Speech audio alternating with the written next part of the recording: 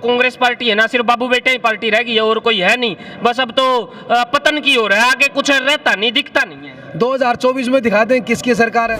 आपने आदमपुर का उपचुनाव देखा होगा, हार गई कांग्रेस। कहाँ हार गई? 16,000 वोटों से। ना 16,000 वोटों से नहीं आ रही।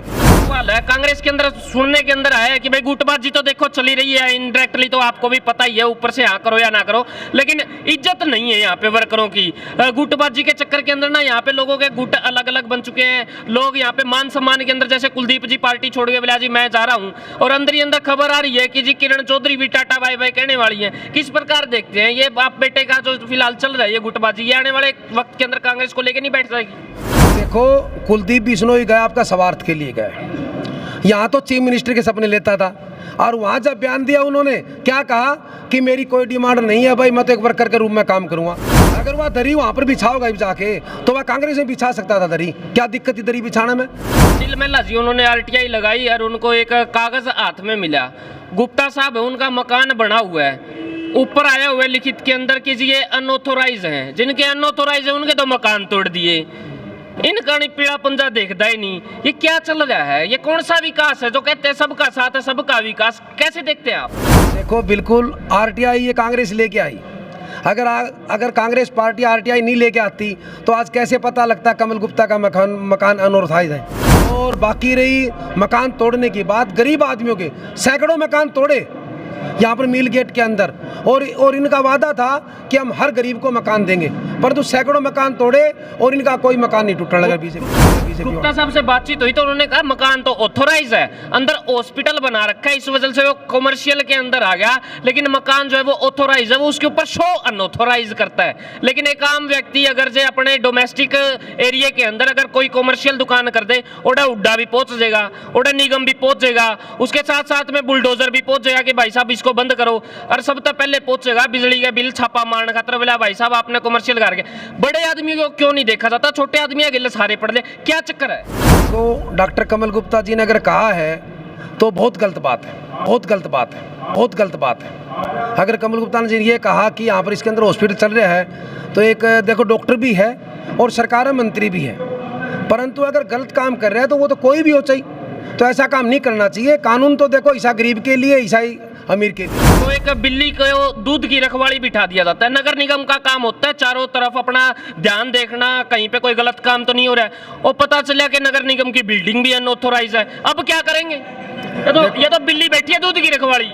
देखो, अगर सारा सौदा ही ऐसा है तो भाई सरकार ने सबसे पहले सरकारी संपत्ति को नष्ट करना चाहिए। ये चेहरा आप देख लीजिए, पूर्व विधायक रामनिवास गोडेला जी है बरवाड़ा से, कांग्रेस के विधायक रहे हो। हाँ जी, माड़ा मुड़ा गाले जो फिर पहले एक भी स्वागत करे जो बाद में कर लियो जो करना। ये देख लो भाई क्या बात है। फिलहाल स्वागत हो चुका है रामनिवास गोडेला जी का मिलगेट के अंदर। बातचीत कर लेते हैं। सीधी सीधी बात बताऊं, जितना विकास बीजेपी सरकार में हुआ इतना कांग्रेस में नहीं हुआ। पता कैसे? मिलगेट तो लेके और अपने सोन सिनेमा लग जाओगे नहीं, दूध लेके दही लेके जाओगे और लगे लासी हो जाएगी। ऐसा विकास कांग्रेस ने कराया हो तो बता दो। कांग्रेस ने देखो, कांग्रेस ने जमीनी स्तर पर काम किए, बीजेपी कागजों में काम कर रही है। ये बिल्कुल सही बात है दिपेश भाई, आप भी जाते हो इस रोड के ऊपर, काम भी जाते हैं, बिल्कुल लस्सी बन जाती है, इसमें कोई सही नहीं है। दूध मक्खन मक्खन ऊपर आ जाता है, रोड का बड़ा बुरा हाल है। ये सरकार सिर्फ धरनों की सरकार है, धरने दोगे तो काम करेगी वरना नहीं करेगी। जो ये डीसीएम मिल से लेके कैंची चौक तक की बात करें हम, इस रोड को हमने धरने दिए, 7 साल धरने दिए, धरने दे के हमने सड़क बनवाई, और अब उसका बारे में फिर हमने धरने देने पड़ेंगे। और ये कप्तान स्कूल है, इसका अगर सीवरेज का पानी 5-5 फुट खड़ा हो जाता है, अब भी आप जाओगे बड़ा बुरा हाल है। तो 8 साल हो गए सरकार ने कोई काम नहीं करे। नहीं ऐसा नहीं है, वो आपदा में अवसर बदलने की बात है। अभिला जी पानी आके कोई बात नहीं, मच्छी का बीज गेड़ दो और फिर मच्छी पालन करना शुरू कर दियो, आपदा में अवसर है। अरे बीजेपी वाले मच्छी ले तो नहीं रहे नहीं।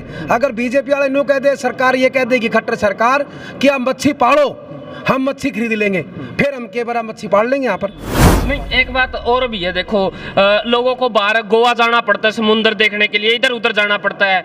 अपने विनोद नगर के जो से मिलगेट के जो साथी है ना, इनको गोवा जाने की जरूरत नहीं है, गोवा उरे पूछा दे सरकार। भाई साहब ठीक कह रहा हूँ? बिल्कुल जी, बिल्कुल। आपकी सरकार जो है ना वो गोवा को इस हार में नहीं ला पाई, ये बड़ा दुख है सबको। देखो हमारी सरकार देखो जो ये काम कर रही है वे मान ले काम अगर करती तो 70 साल के अंदर देश के अंदर कैसे विकास होता। देखो देश के अंदर जब देश आज़ाद हुआ क्या था, कांग्रेस पार्टी ने 70 साल के अंदर बहुत कुछ किया, चाहे किसी चीज़ की विशाल मूलभूत सुविधाएं, चाहे सड़क की बात हो, चाहे रेल की बात हो, हर चीज़ के अंदर कांग्रेस पार्टी ने काम किए। इनकी तरह ये दिखावा नहीं किया। एक बहुत बड़ी खबर मिली मेरे को, और नीलमेला जी उन्होंने आरटीआई लगाई और उनको एक कागज हाथ में मिला। गुप्ता साहब है, उनका मकान बना हुआ है, ऊपर आया हुआ है लिखित के अंदर कि जी ये अनऑथोराइज हैं। जिनके अनऑथोराइज है उनके तो मकान तोड़ दिए। इनका नहीं पीड़ा पंजा देखता ही नहीं। ये क्या चल रहा है? ये कौन सा विकास है जो कहते हैं सबका साथ है सबका विकास? कैसे देखते हैं आप? देखो बिल्कुल आरटीआई ये कांग्रेस लेके आई। अगर कांग्रेस पार्टी आरटीआई नहीं लेके आती तो आज कैसे पता लगता कमल गुप्ता का मकान अनऑथराइज है। और बाकी रही मकान तोड़ने की बात, गरीब आदमियों के सैकड़ों मकान तोड़े यहाँ पर मिल गेट के अंदर, और इनका वादा था कि हम हर गरीब को मकान देंगे, परंतु सैकड़ों मकान तोड़े और इनका कोई मकान नहीं टूटने लगा। बीजेपी गुप्ता साहब से बातचीत हुई तो उन्होंने कहा मकान तो ऑथोराइज है, अंदर हॉस्पिटल बना रखा है, इस वजह से वो कमर्शियल के अंदर आ गया, लेकिन मकान जो है वो ऑथोराइज है, वो उसके ऊपर शो अनऑथोराइज करता है। लेकिन एक आम व्यक्ति अगर जे अपने डोमेस्टिक एरिया के अंदर अगर कोई कमर्शियल दुकान कर दे, ओडा उड्डा भी पहुंच जाएगा, ओडा निगम भी पहुंच जाएगा, उसके साथ साथ में बुलडोजर भी पहुंच जाएगा कि भाई साहब इसको बंद करो, और सब तो पहले पहुंचेगा बिजली का बिल छापा मारने खातर। बोला भाई साहब आपने कमर्शियल कर के बड़े आदमी को क्यों नहीं देखा जाता, छोटे आदमी गिले सारे पड़ ले, क्या चक्कर है? तो डॉक्टर कमल गुप्ता जी ने अगर कहा है तो बहुत गलत बात है। अगर कमल गुप्ता ने ये कहा कि यहाँ पर इसके अंदर हॉस्पिटल चल रहा है, तो एक देखो डॉक्टर भी है और सरकार में मंत्री भी है, परंतु अगर गलत काम कर रहे हैं तो वो तो कोई भी हो चाहिए, तो ऐसा काम नहीं करना चाहिए। कानून तो देखो ईसा गरीब के लिए, ईसाई अमीर के लिए। चलो इनको तो छोड़ देते हैं। वो एक बिल्ली को दूध की रखवाली बिठा दिया जाता है। नगर निगम का काम होता है चारों तरफ अपना ध्यान देखना, कहीं पे कोई गलत काम तो नहीं हो रहा है। और पता चला कि नगर निगम की बिल्डिंग भी अनऑथोराइज है, अब क्या करेंगे? ये तो बिल्ली बैठी है दूध की रखवाली। देखो अगर सारा सौदा ही ऐसा है तो भाई सरकार ने सबसे पहले सरकारी संपत्ति को नष्ट करना चाहिए, उसके बाद पब्लिक का नुकसान करना चाहिए। जो आज पब्लिक का नुकसान कर रहे हैं उससे पहले सरकारी संपत्ति जो भी अनऑथराइज है उनको ध्वस्त करना चाहिए। यानी कि सरकार गिरवाओगे आप ये काम करवा के? सरकार तो पब्लिक गिराएगी। पब्लिक बिल्कुल नाशा तक पानी आ चुका है पब्लिक का, कोई काम नहीं होने लग रहा पब्लिक को। आज ये मिल गेट की देख लो, एक वैसे ही हमने एक मैसेज किया था, मैसेज के ऊपर सैकड़ों की संख्या में, कई सैकड़ों की संख्या में जो पब्लिक इकट्ठी हुई, मेरे पिता समान बुजुर्ग नौजवान साथी भाई जो इकट्ठे हुए, ये सारे तंग हैं मिल गेट के, जेजेपी और बीजेपी से। सबसे विकास का जिक्र कर रहे हैं, आज तक कांग्रेस ने हरियाणा के अंदर हिसार के अंदर इंटरनेशनल एयरपोर्ट नहीं बनवाया। हिसार से फ्लाइट चढ़ती है सीधी अमेरिका लैंड करती है। आप भी गए हो 3-4 बारी, रात को सपने में गए होगे जरूर, ऐसी बात नहीं है। आप तो कम से कम ये बात ना कहो सर। सपना तो हम लेते नहीं भाई, सपना तो डॉक्टर कमल गुप्ता जी, रणबीर जी, विनोद ब्याना जी जो हिसार के हैं, जो हमारे मंत्री एमएलए, ये लेते हैं सपने। ये सपना हम जावा इंग्लैंड भाई। बीजेपी वाले कहते हैं सर कि जो कांग्रेस पार्टी है ना सिर्फ बाबू बेटे ही पार्टी रह गई है और कोई है नहीं, बस अब तो पतन की हो रहा है, आगे कुछ रहता नहीं, दिखता नहीं है। 2024 में दिखा दें किसकी सरकार है, जो जिसका बारे में कहते नहीं है बाबू बेटा पार्टी है। चौधरी उपेंद्र सिंह जी हुड्डा 2024 के अंदर हरियाणा के मुख्यमंत्री होंगे। नहीं वो तो चलो आप उम्मीद कर सकते हैं, आप उनकी पार्टी से हैं, लेकिन एक खरा सवाल है, अभी आपने आदमपुर का उपचुनाव देखा होगा, हार गई कांग्रेस। कहाँ हार गई? 16,000 वोटों से। ना 16,000 वोटों से नहीं आ रही। आप ये देखो आज तक भजनलाल परिवार के खिलाफ 52,000 वोट पहली बार मिले, 52,000 वोट। और दूसरी बात, 2019 के अंदर कुलदीप बिश्नोई 28,000 वोटा जीता था आदमपुर से, और वह जीत हमने 15,000 पहले आती। कुलदीप बिश्नोई जी कहते हैं यहाँ का जो चुनाव होता है या तो जीत के लिए होता है, हमारी जीत के लिए होता है, या फिर हमारी हार के लिए होता है, खिलाफ होता है। कांग्रेस से मतलब नहीं है, हमको हराने से मतलब है। वो वोट इस वजह से कांग्रेस के पास में गए। नहीं 52,000 वोट पहली बार गए, हम तो ये कहते हैं खिलाफ। कांग्रेस पार्टी के 52,000 वोट पहली बार आए हैं, और 2024 का चुनाव आने दो।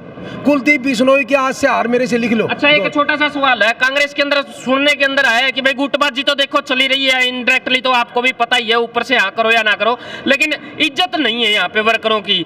गुटबाजी के चक्कर के अंदर ना यहाँ पे लोगों के गुट अलग अलग बन चुके हैं। लोग यहाँ पे मान सम्मान के अंदर, जैसे कुलदीप जी पार्टी छोड़ के बोला जी मैं जा रहा हूँ, और अंदर ही अंदर खबर आ रही है कि जी किरण चौधरी भी टाटा बाय बाय कहने वाली है। किस प्रकार देखते हैं ये बाप बेटे का जो फिलहाल चल रहा है ये गुटबाजी, ये आने वाले वक्त के अंदर कांग्रेस को लेकर नहीं बैठ जाएगी?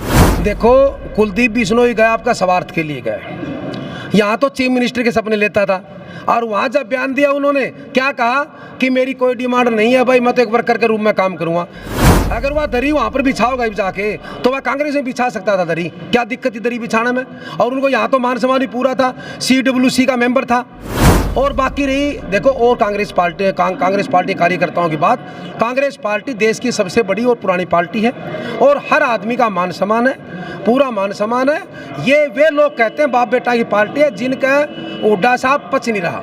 हुड्डा साहब देश के सबसे बड़े नेता हमारे, ऐसी कोई बात नहीं, किसानों के नेता हैं और उनके साथ करोड़ों लोग हैं। बिहार के एक MP साहब हैं, अक्सर हम तो उनको देखते रह जाते हैं। आप बड़े आदमी, आपसे कभी मुलाकात हुई है क्या उनके शहर के विकास को लेकर? देखो हमारे ये मील गेट के साथी हैं, हमने बहुत वोट दिए हैं बीजेपी के जो सांसद है विजेंद्र सिंह जी।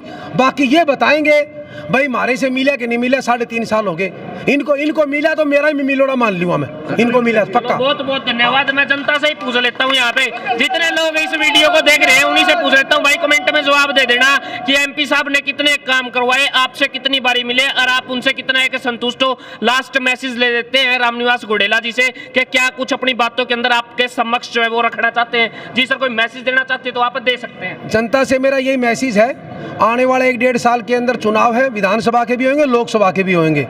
जो हमारे मील गेट के साथी और आपके चैनल के माध्यम से हरियाणा प्रदेश के साथी जो बीजेपी का बकाव मांगे, बीजेपी की बड़ी बड़ी बातों मांगे, उन बातों को भूल के कांग्रेस पार्टी का साथ दो, चौधरी भूपेंद्र सिंह जी हुड्डा का साथ दो और बरवाड़ा हल्के के अंदर भाई रामनिवास घोडेला का साथ दो। हम तो यही कहना चाहते हैं।